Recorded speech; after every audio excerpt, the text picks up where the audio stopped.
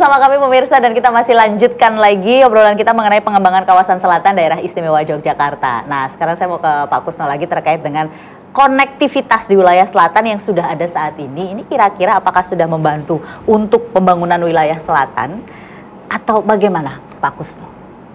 Iya, tentunya dari sisi konektivitas, ini kalau kami melihatnya sudah membantu ini Mbak Fira.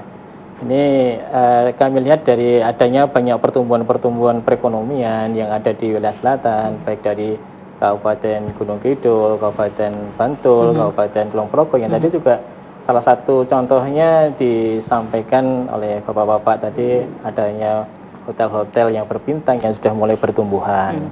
Nah tentunya kalau kita bicara infrastruktur juga tidak kemudian hanya bicara masalah jalan saja, namun juga bagaimana untuk terkait dengan infrastruktur listriknya, energinya, kemudian juga infrastruktur untuk sumber daya airnya, bagaimana akan ada perkembangan kalau tidak ada energinya, tidak ada airnya, mungkin juga tidak akan bisa berjalan. Nah ini yang kemudian dari kami, dari BUPSDM tentunya, dari sisi infrastruktur jalan kita laksanakan tadi ada beberapa kegiatan, kemudian juga untuk infrastruktur pasokan energi listriknya juga kita menjamin bahwa ini terjamin terkait dengan pasokan suplai energi, terkait dengan pertumbuhan perekonomian tadi, termasuk juga terkait dengan sumber daya airnya.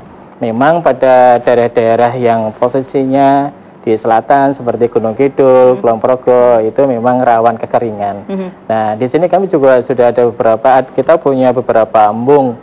Itu alternatifnya ya untuk beberapa itu ya? Ada alternatifnya, ada beberapa embung di baik itu di Gunung Kidul, Bantul maupun Kulon Progo. Di samping kita juga ada pengeboran atau sumur bor yang kita bor pada tahun 2022, 2023 ini juga untuk menyelesaikan bagaimana nanti untuk suplai airnya di kawasan-kawasan tadi di posisi selatan ini.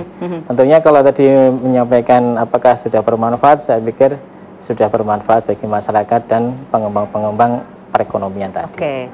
Di kondisi pembangunan infrastruktur dan segala macam kan pasti ada plus minusnya ya. Apa sih Pak kendala-kendala yang bisa ditemukan di lapangan? Boleh disampaikan mungkin siapa tahu masyarakat juga bisa ikut membantu gitu. Artinya tidak hanya menjadi tugas-tugas dari Bapeda, dari Wakil Rakyat, dari PUPSDM. Kalau untuk kendala terkait dengan pengembangan jalan, baik itu JJLS maupun yang Tawangalang maupun yang nanti ke depan Beda Menoreh, saya pikir tidak begitu masalah karena mereka juga akan lebih menerima positifnya, banyak positifnya dari semua sisi, banyak menerima positifnya. Memang kalau dari kendala itu kalau dari kami sisi teknisnya di wilayah-wilayah selatan itu kan konturnya kan naik turun. Nah ini yang kemudian menjadi beberapa kendala buat kami dari sisi teknis. Tapi kalau dari sisi masyarakat saya pikir tidak ada masalah untuk menyambut adanya jalan ini ataupun yang lain. Karena kami juga membantu kepada masyarakat untuk pengembangan perekonomian yang ada di sana Mbak Fira. Yakin ya ini nggak ada kendala. Saya mau nanya sama wakil rakyatnya nih. Kira-kira rakyat gimana Pak? Ya biasa. Cuman kan begini, masyarakat itu asal kita itu memberikan pemahaman yang baik, yang diajak untuk berpikir secara logika, tidak cukup hanya dengan perasaan, pasti semuanya akan diterima. Itu yang pasti di situ.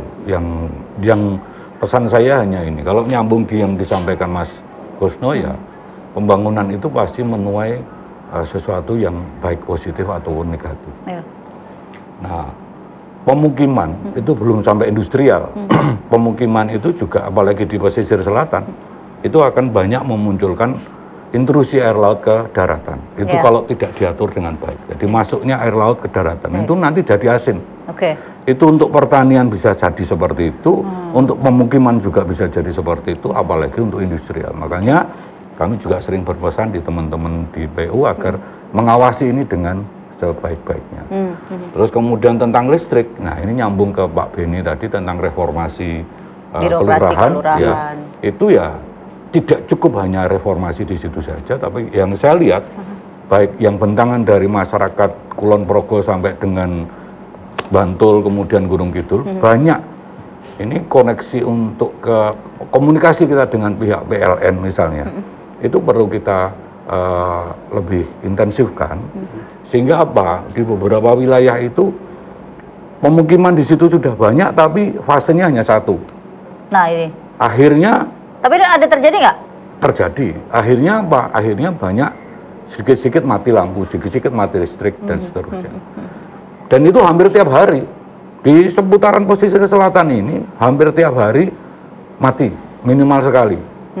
Karena apa? Memang mereka harus merapikan apa ranting-ranting dan sebagainya. Tapi kalau 2 fase kan tidak semuanya mati. Atau 3 fase, mestinya 3 fase. Dengan itu ada aturannya kok. Sekian ribu orang atau kakak penduduk di situ ya mestinya togor itu harus ada berapa? Fasenya ada 3 fase. Trafonya harus besar dan seterusnya. Dan ini nggak cukup. Kalau birokrasi yang kita bangun saja tidak melihat itu semua ya nanti juga kacau juga. Gitu. Dan ini ada curhat-curhatan antara Pak Kusno dan teman-teman di Wakil Rakyat yang nanti kedepannya akan anggarannya ke sana. Kami semua ini sering curhat. Oh iya. Iya, curhat yang paling akhir gini, duitnya kurang. Iya. Lah kalau udah curhat paling akhir duitnya kurang terus gimana gitu? Ya nyun karo Gusti Allah. Duitnya kurang. Kacau kok ini sudah duitnya kurang. Oke, berarti itu kedepannya harus dipikirkan lagi nih, kira-kira mau di mana dialokasikan kemana lagi? Itu. Tapi tetap belum. Beliau ini ngaturnya sudah luar biasa. Ini maksudnya APD besar beliau ini ya kan, mau atur semua. Ini yang sering pusing juga ini. Kenapa? Ini tengah-tengah itu kan, wah Mas Kusno kudu iki loh. Apalagi kami Komisi C ini kan rajin kunjungan. Hari ini aja kita ada kunjungan dalam daerah, Pak. Kunjungan ini dalam rangka pengawasan ini ya? Enggak, yang melihat. Melihat bahwa jalan itu banyak yang rusak. Nah, sekarang pesisir selatan, kita bicara Poncosari, Serandaan.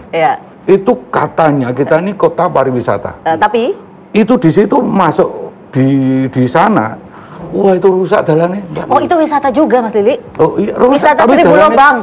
Tapi waduh Mas Allah. Saya sampai sama ini kemarin itu Mas buat dibangun 300 meter dari mulai 8 miliar ya toh turun jadi 3 miliar, turun lagi jadi 1,6 miliar. Saya hilang Mbak. Itu untuk? Ya jalan kui untuk, itu jalan provinsi ya kita ini pusing juga. Karena anggarannya nggak ada. Gimana? Tapi anggarannya nggak ada. Karena anggarannya nggak ada. Duitnya rauno. Harus nunggu tahun depan kah atau gimana? Lah sembuh. Ya. Gimana Pak? Pak Beni dulu. Gimana Pak Beni? Jadi menarik memang. Ya. Kita kalau kami di perencanaan sering melihat itu kan bayan, ekspektasinya kan ke depan. Iya. Bahkan nyaris kadang-kadang tidak mempertimbangkan ya, tidak atau menasbihkan kemampuan keuangan daerah itu perencana. Tapi setelah menjadi action, baru kita melihat oh uangnya nggak cukup, gitu ya. Oke. Dan itu pasti terjadi ya sebenarnya dalam keluarga pun iya soalnya. Ada second way yang dilakukan. Apa Pak? Besok tanggal 30 sampai tanggal 2 kami diundang dari Kementerian Maritim dan Investasi. Oke. Cocok. Kemudian didukung oleh pemerintah federal Jerman. Kita diberi kesempatan untuk mempresentasikan bagaimana pengelolaan transportasi perkotaan. Bagaimana pengelolaan tentang sampah, bagaimana pengelolaan tentang pengelolaan limbah padat dan cair, kemudian pengelolaan bagaimana mengatur sirkulasi PAM. Nah, karena kita harus berbagi-bagi, maka yang ini kita harus fokus dan fight supaya kemampuan anggaran yang terbatas tadi bisa disubstitusi oleh kemampuan yang lain melalui pendanaan-pendanaan yang lain. Dan kita contohkan misalkan kita programnya kan besar itu yang akan didesain. Dan kalau ini mentes kan salah satu keluhannya Mas Lili kita bisa berbagi. Kalau ini kurang di sana maka APBD akan untuk memperkuat meningkatkan peningkatan jalan provinsi. Yang tadinya kita bertumbuh kepada anggaran-anggaran yang hanya didapatkan melalui pemerintah provinsi. Yang sudah ada nih. Yang sudah ada. Maka kita mencari peluang yang lain dengan cara kita menggandeng dengan jejaring-jaring yang ada, menggandeng, mempresentasikan kemana-mana supaya kita mendapatkan dukungan. Karena kita memang tidak kalau kita berpaku ke dalam kemampuan anggaran kita sangat pelan, sangat pelan. Oleh sebab itu kita harus punya kemampuan untuk menegosiasikan program-program ini dengan pihak-pihak yang bisa melakukan donasi-donasi terhadap pelaksanaan bangunan DIY. Di sektor pertanian misalnya, kita menggandeng salah satu provinsi di Korea Selatan namanya Gyeongsangbuk. Nah, kemarin sudah Gunung Kidul, pengembangan untuk petani milenial, supaya tadi menumbuhkan sirkular ekonomi di wilayah kalurahan. Ekonominya tumbuh, disponsori oleh para kawula muda dengan penggunaan pemanfaatan teknologi. Yang dulu di Gunung Kidul sekarang sudah digeser ke tempatnya Mas Lili di Kulon Progo yang akan digarap bersama di sana. Termasuk tadi saya sampaikan pengembangan elektropolis pun kita menggandeng JICA untuk melakukan kajian-kajian. Nah ini kan berkait dengan bagaimana keterbatasan itu ditutup dengan lobby. Kita melakukan ya lobby dalam tanda positif gitu ya, untuk bisa melakukan pembiayaan-pembiayaan di DIY. Karena kita tahu kalau di utara ada super prioritas yang dampaknya juga Jogja menjadi bagian super prioritas, tapi kan ketidakberdayaan itu harus kita lakukan dengan cara membangun jejaring dengan para pihak itu. Nah ini yang coba kita keluar mulai hal yang kecil tadi bisa mulai dibuka mata kita menjadi sangat luas. Karena investasinya sebenarnya sudah sangat menunggu, tinggal bagaimana investasi itu diinformasikan kepada kemanfaatan masyarakat di level kelurahan. Oke, baik. Pak Kusno ini ada angin segar nih. Iya Pak Benny sudah yang akan memaparkan beliau besok itu. Oh, beliau juga? Iya. Nah kira-kira apa kira-kira nanti akan disampaikan? Saya penasaran ini. Mau dicek dulu nih sama masyarakat di rumah. Kira-kira apa Pak yang? Jadi mungkin salah satunya kan terkait dengan air minum ya. Yang mana pada saat ini di DIY ini kan ada spam ya. Kemudian dikelola oleh PDAB ya, Tirta Marta. Kemudian di kabupaten ada PDAM. Namun demikian yang menjadi kendala utama adalah bagaimana untuk jaringan ini yang handal. Ya. Kalau saat ini kan kebocoran kan luar biasa. Lebih dari 30% air dari PDAM, dari spam tadi itu lebih dari 30% kebocorannya. Nah kemudian juga jaringan ini belum terjangkau sampai ke pemanfaat dan sebagainya. Ini yang kemudian kita ajukan untuk tadi yang sampaikan Pak Benny tadi, besok tanggal 30 sampai tanggal 2 Desember. Salah satunya demikian, termasuk juga untuk air limbah dan sebagainya. Ini baru air aja, ada lagi yang lain? Kalau dari kami hanya air minum sama air limbah saja. Ada pengelolaan transportasi perkotaan. Nanti kan kita bisa menggeser relasi yang tadinya dikuatkan dengan APBD, kita bisa gunakan pendanaan itu sehingga yang lain bisa untuk memperkuat melalui pendanaan yang di APBD, terutama percepatan bangunan wilayah selatan.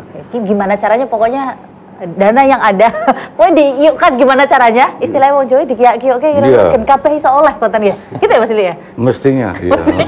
Ya cuman semoga ini bukan gula-gula yang bikin diabetes. Enggak cuma manis doang gitu ya. Tapi ada manfaatnya. Tapi saya yakin kalau Pak Benny sama Mas Kusno bisa. Gitu ya. Oke. Baik, kita lihat kira-kira seperti apa di sesi yang keempat. Kita masih akan bahas lagi. Pemirsa pastikan tetap bersama kami. Kita masih akan membahas mengenai pengembangan kawasan selatan yang ada di daerah istimewa Yogyakarta yang jadi pintu gerbangnya daerah istimewa Yogyakarta. Harapannya nanti semuanya bisa merata di pembangunannya, pembangunan ekonominya, masyarakatnya juga. Nah, saya juga pengen nanya nih, terkait dengan masyarakat, kesiapannya sudah sejauh mana? Karena kalau ngomongin soal pembangunan kawasan selatan DIY, tidak hanya infrastruktur, ini secara mental masyarakatnya, kemudian inisiatifnya masyarakatnya harus seperti apa, ini juga harus dibangun. Setelah yang satu ini, tetap bersama kami dalam Dialog Jogja Menyapa.